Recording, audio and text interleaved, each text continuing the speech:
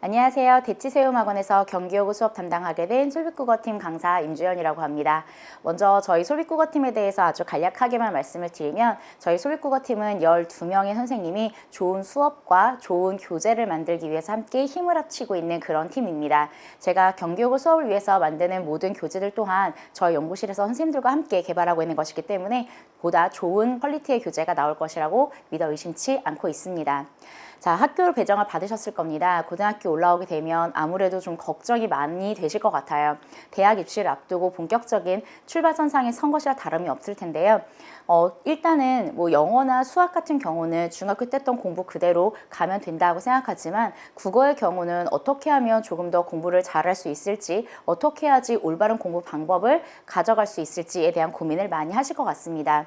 어머님들이 하시는 고민에 대해서 몇 가지 좀 추려보면 국어가 좀 많이 어려워진다는데 대체 어떻게 공부를 해야 되는 것일까? 또 그냥 내신만 하는 것이 아니라 이제 수능이라고 하는 것도 준비를 해야 된다는데 이 둘 다 잘하기 위해서는 어떻게 해야 되는 것일까? 중학교 때는 잘했는데 고등학교라고 크게 다른 게 뭐가 있을까? 내신 공부 열심히 하면 수능 성적도 잘 나오는 것이 아닐까? 등등등 여러 가지 고민들을 학생들도 그리고 학부모님께서들도 하실 것 같습니다. 제가 결론적으로 말씀드리면 일단 중학교 때처럼 공부하면 안 된다라고 하는 말씀을 드리고 싶어요. 왜 중학교 때처럼 하면 안 되는지에 대해서는 잠시 후에 조금 추가적으로 말씀을 드릴 거고요. 다시 말하면 3년 동안 우리가 대학 입시를 위해서 치밀한 계획을 세우고 정확한 방법으로 국어 공부에 접근을 해두어야 합니다. 자, 그러면 고등학교 국어가 중학교 국어와 무엇이 다른지를 살펴보도록 하겠습니다. 먼저 가장 대표적으로 성적 산출 방식이 달라지게 되는데요. 중학교의 성적 산출은 절대평가로 A부터 2등급까지가 정해지게 되고요. 이때 90점 이상의 학생들은 모두 다 A등급을 받게 됩니다. 하지만 고등학교 오게 되면 성적 산출이 상대평가 9등급제로 바뀌게 되면서 그 9등급제의 누적 비율을 좀 살펴보시게 되면 중학교 때 평균 30% 등급을 받았던 친구들이 중학교 때 A등급 받은 친구들이 평균 30% 정도가 되는데요. 그 친구들의 비율이 1등급부터 4등급까지에 걸쳐 있다는 걸 알 수가 있습니다. 다시 말하면 중학교 때 A등급을 받았다고 해가지고 고등학교 때 1등급을 받는 것이 아니라 4등급까지 받는 것이 가능하다라고 하는 겁니다. 그리고 그것이 국어 성적이 떨어졌다라고 하는 것이 아니라 중학교 때 국어 성적을 그냥 유지하고 있는 정도입니다. 그런데 중요한 것은 우리가 4등급을 받아서는 좋은 학교와 원하는 학교를 갈 수 없기 때문에 어떻게든 성적을 끌어올려야 하는데요. 그러면 어떻게 성적을 끌어올려야 하는지 중학교와 고등학교가 어떤 방식으로 문제를 출제하고 있는지를 먼저 살펴보겠습니다. 먼저 중학교에서 문학 작품에 관련된 출제 문제들을 보면요. 이런 식으로 선지가 굉장히 간단하고 간단한 선지에서 한 가지 사항만 판단하면 OX를 할 수 있을 그런 단순한 선지들이 제시되고 단순한 암기 내용만 가지고 물어보는 문제가 출제가 됩니다. 그런데 고등학교 문학은 조금 다른데요. 실제로 이 문제는 경기여고 문제입니다. 제가 이따가 이 문제를 어떻게 풀어야 되는지도 말씀을 드릴 건데요. 일단은 이렇게 보기가 제시가 되고 그리고 교과서 작품이 제시가 되면서 보기의 내용과 교과서 작품을 연결해서 이해할 수 있는 이런 방식의 문제가 출제가 됩니다. 일단 선지의 길이도 중학교 때보다 많이 길어지고요. 그리고 선지 안에 여러 가지 사항들을 고려해서 내가 판단해야 하기 때문에 중학교 때 단순한 암기로 문제를 푸는 것에 익숙해진 친구들은 아무래도 이런 문제를 풀 때 굉장히 어려움을 느끼지 않을 수 없습니다. 문법 문제도 마찬가지인데요. 중학교 문법 문제는 역시 선지도 짧고 선지 안에서 요구하는 내용도 굉장히 단순한 내용들을 요구합니다.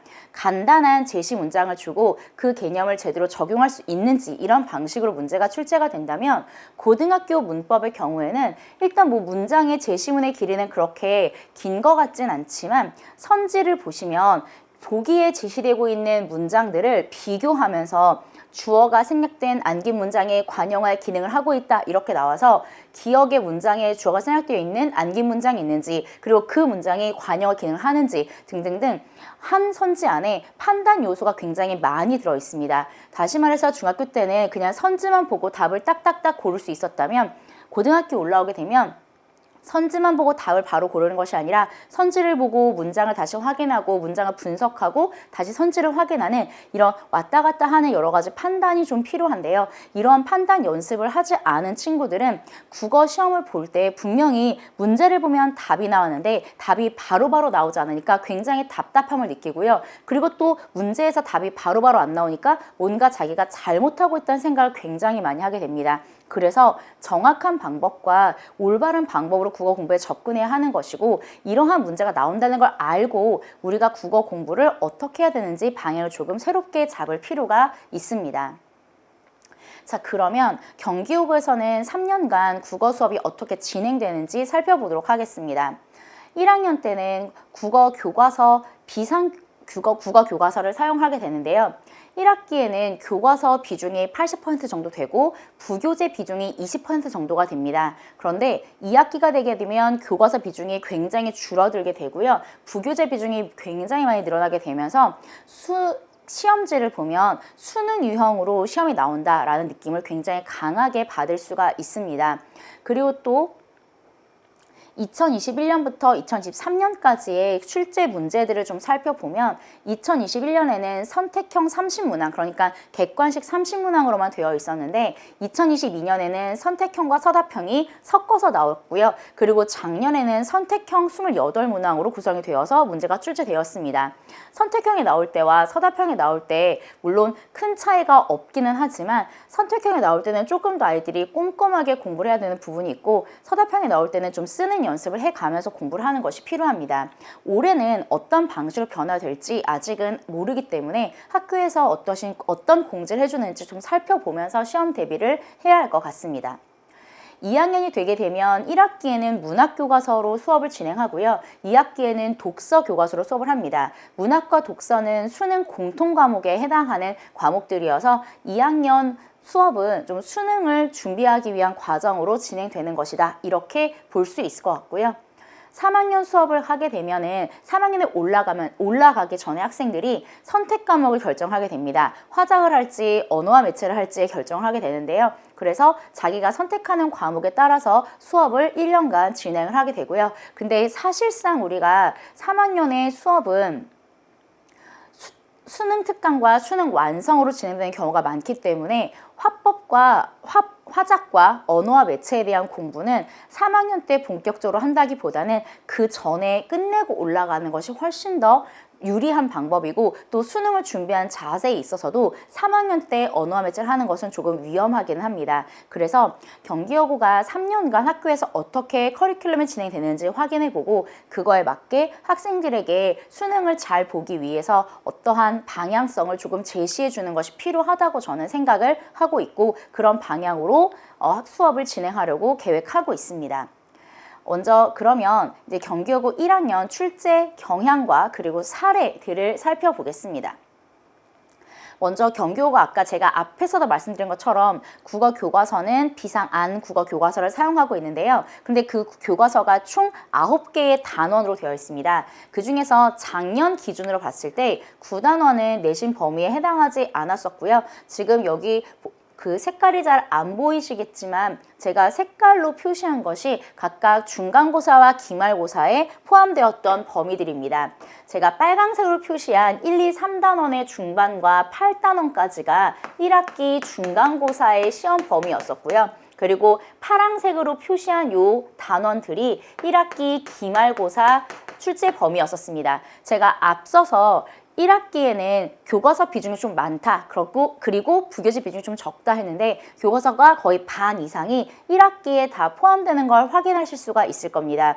그리고 여기 5단원에 제가 하나 표시를 두었는데요. 이 부분이 2학기 중간고사에 포함되었던 것이고요. 소단원 딱 하나만 포함이 되었었습니다. 그리고 2학기 기말고사에도 역시 소단원이 하나만 포함이 되고 나머지는 모두 다 부교재로 출제가 되었습니다. 그래서 경기여고 시험을 전반적으로 살펴보면 일단 1학기에는 교과서 중심으로 수업을 하고 부교재를 가미함으로써 수능 출제를 조금 하고 계신다면 2학기로 가면서는 수능형 출제에 뭔가 본격적인 모습이 드러나게 된다. 이렇게 우리가 정리를 해볼 수 있을 것 같습니다.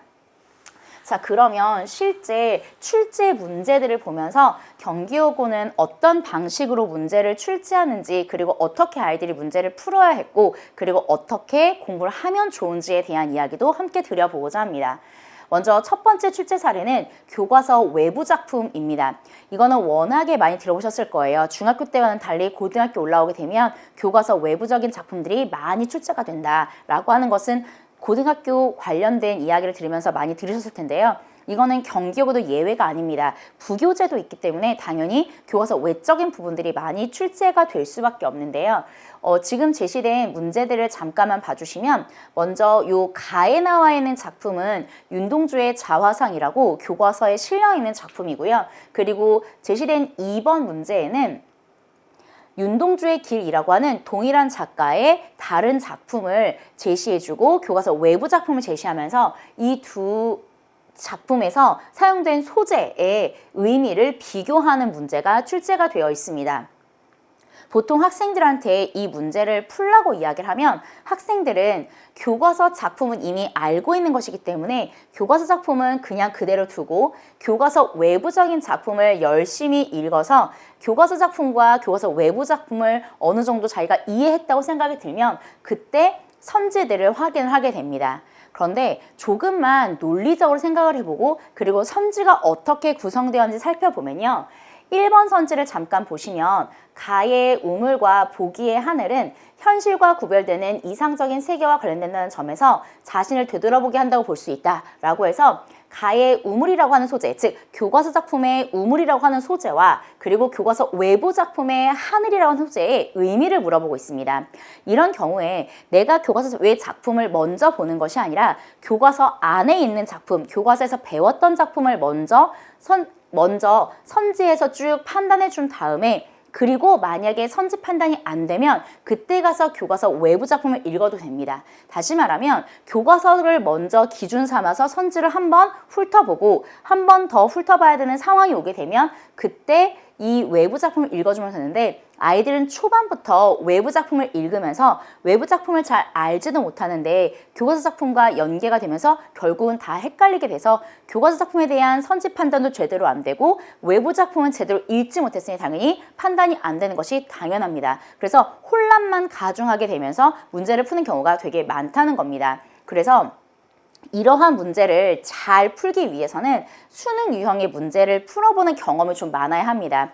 수능에는 낯선 작품들이 나오게 되고 그 낯선 작품을 내가 어떻게 읽고 어떻게 풀어야 되는지에 대한 고민을 해보게 되는데요. 아무리 낯선 작품이라 할지라도 조금 더 익숙한 작품이 있을 수 있고 혹은 문제에서 좀 더 힌트를 주는 작품이 있을 수 있습니다. 그래서 문제를 풀 때 작품을 무조건 다 읽는 것이 아니라 한 작품씩 좀 나누어서 읽어가면서 내가 선지를 지워나가는 방식으로 문제를 풀어야 되는데 이 이야기를 아이들에게 아무리 열심히 얘기를 해준다 하더라도 아이들이 몸에 그 습관이 배어있지 않으면 학교 시험장에 가서 자기가 원래 풀던 방식대로 똑같이 문제를 풀게 된다는 겁니다. 그래서 학교 시험을 보기 전에 수능 유형 문제 푸는 방식, 내가 모르는 작품이 나왔을 때 아는 작품과 모르는 작품을 어떻게 비교하면서 문제를 풀어갈 것인가에 대한 방식이 아이들의 몸에 많이 좀 배어 있어야 된다고 생각을 합니다. 자, 두 번째 출제 사례는 작가론과 작품을 연계하는 것입니다. 앞서서 제가 잠시 제시드렸던 중학교와 고등학교 문학작품 비교와 관련된 그 문제인데요. 일단 교과서에 고재종의 첫사랑이라고 하는 작품이 제시가 되었고요. 그리고 고재종이라고 하는 작가가 어떠한 성향을 가지고 있는 작가인지가 보기에 제시가 되고 있습니다. 그리고 나서 선지를 판단하는 것인데요. 보통 이렇게 작품과 그 작품과 관련된 작가론이라든지 혹은 문학 이론을 제시하는 이러한 보기 제시형 문제에는 선지가 구성이 될 때 작품에 대한 내용을 판단할 수 있는 요소와 그리고 작가론과 관련하여 판단해야 하는 요소, 선지 자체가 두 부분으로 나눠지게 됩니다. 예를 들어 제가 1번 선지만 잠깐 읽어보면요. 봄꽃이 있던 자리에 피는 눈꽃은 에서 여기까지가 교과서 작품에 대한 설명에 해당하는 것이고요. 시인에게 몸속에 배어버린 흉터 같은 것이겠군 이라고 하는 것이 이 작가론에 나오는 보기의 내용입니다. 그러면 먼저 내가 작가론에 대한 이야기를 읽기 전에 교과서 작품은 공부를 하고 갔으니까 교과서 작품에 대한 내용이 제대로 이 글의 선지에 담겨 있는지 먼저 확인해주고 그리고 나서 작가론과 연관 지어서 선지를 판단해주면 됩니다. 앞서서 말씀드렸었던 외부 작품을 풀 때의 방식과 되게 유사한 작품인데요. 다만 여기서 조금 더 우리가 필요한 것이 있다면 작가론 같은 경우는 긴 글로 되어 있는 경우가 많습니다.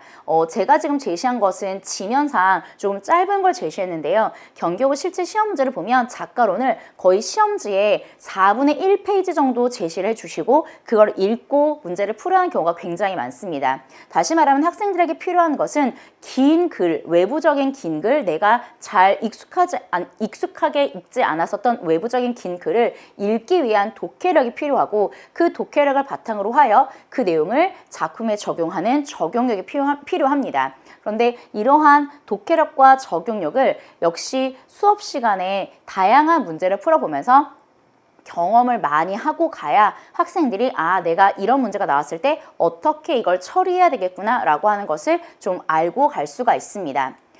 세 번째 유형은 모두 고르는 문제입니다. 이 문제 같은 경우는 교과서 작품이 다 제시가 됐습니다. 가부터 다까지 모두 다 교과서 작품이 제시가 되고 그 교과서 작품에 해당하는 내용들을 준 다음에 맞는 것이 몇 개가 있는지 고르는 겁니다. 그러니까 객관식으로만 문제가 출제가 되다 보니까 아이들이 어떤 실수적인 요소를 만들어야 하고 그러다 보니 이런 모두 고르는 문제가 출제가 되면서 작품 간의 비교를 하는 문제가 출제가 된 것인데요.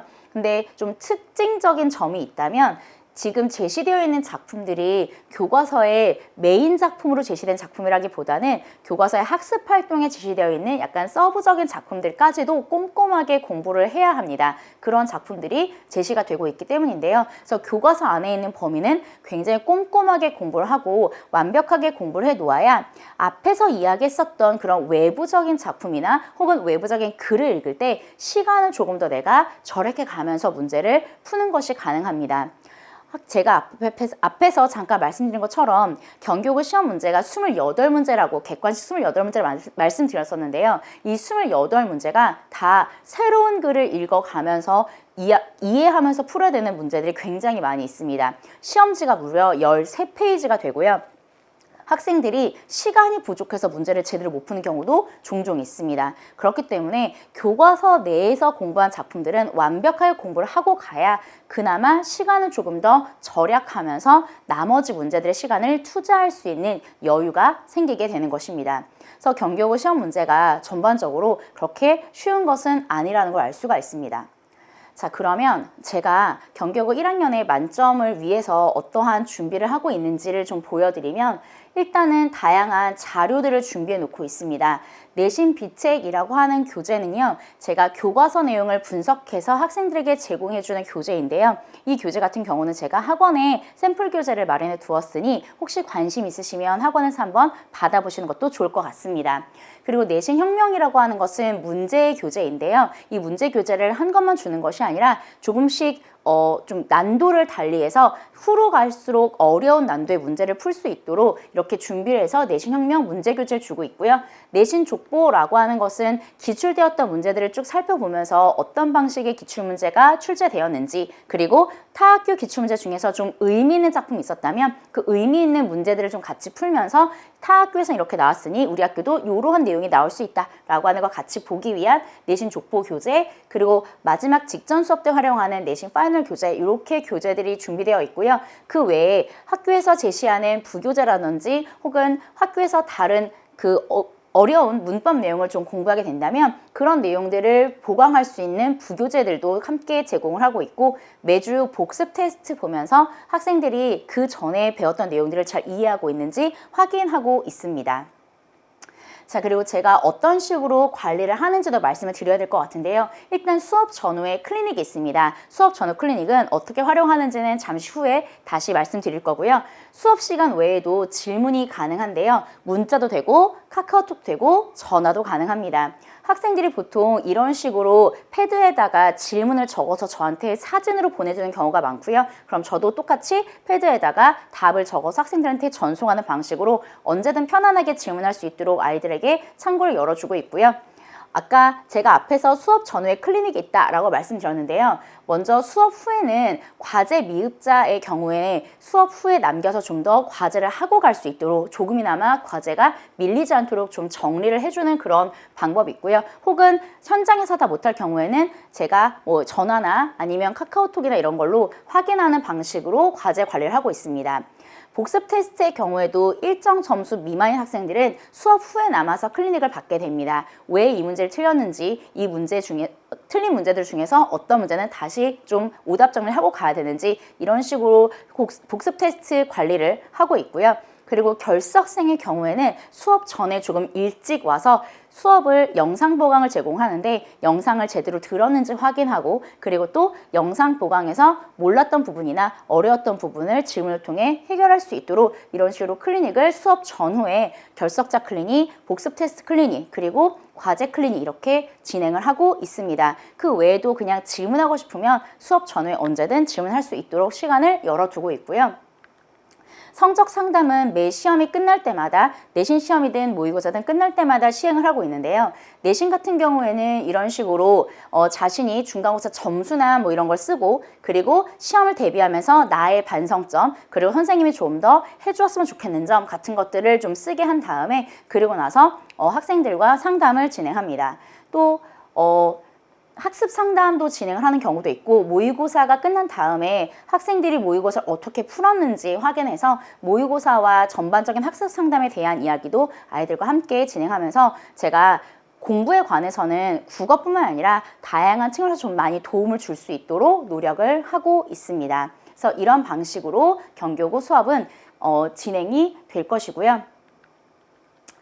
경기여고 1학년 수업 시간표는 매주 화요일에 시간이 기설되어 있고요. 6시부터 9시까지가 본 수업 시간이고 본 수업 시간 앞뒤로 클리닉 시간이 제공이 되고 있습니다. 그래서 앞에서 말씀드렸던 것처럼 앞 시간에는 전주차 결석생의 보강 여부를 확인하는 것이 좀 더 주된 클리닉 내용이고요. 그리고 뒷부분에서는 복습 테스트 미흡자와 과제 미흡자에 대해서 클리닉하는 것이 좀 더 주된 내용이라고 봐주시면 되겠습니다. 아이들이 이제 고등학교 올라가서 국어라고 하는 과목을 대하게 됩니다. 중학교 때와는 좀 다른 어려운 과목이 될 수밖에 없는데요. 이 아이들이 국어를 어려워하고 멀리하는 것이 아니라 좀 더 국어와 친숙할 수 있도록 아이들이 찬란한 1교시가 만들어질 수 있도록 제가 아이들과 함께 호흡하면서 노력하도록 하겠습니다. 제가 또 마지막으로 말씀드리고 싶은 것이 있다면 제가 국어 강사로 이만큼 있기까지 저도 선생님의 영향을 굉장히 많이 받았습니다.